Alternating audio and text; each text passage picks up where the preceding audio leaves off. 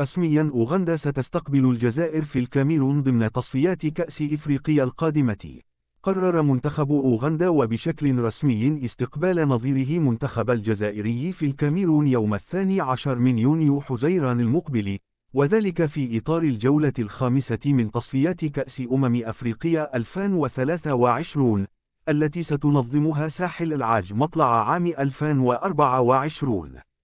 ونقل موقع سبورت الأوغندي الثلاثاء تصريحات رئيس اتحاد الكرة المحلي موسى ماغوغو الذي قال بهذا الخصوص: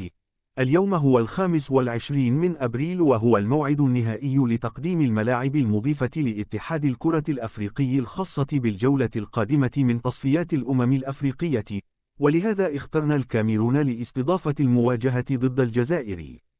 وقرر الاتحاد الأفريقي لكرة القدم كاف حرمان منتخب أوغندا من اللعب على أرضه بسبب عدم جهوزية ملعب مانديلا الوطني، مع العلم أن هذا المنتخب كان استضاف منتخب تنزانيا في الجولة الماضية في مدينة الإسماعيلية المصرية، وهو جعل الترشيحات تصب في اختيار نفس الملعب لمواجهة منتخب الجزائر.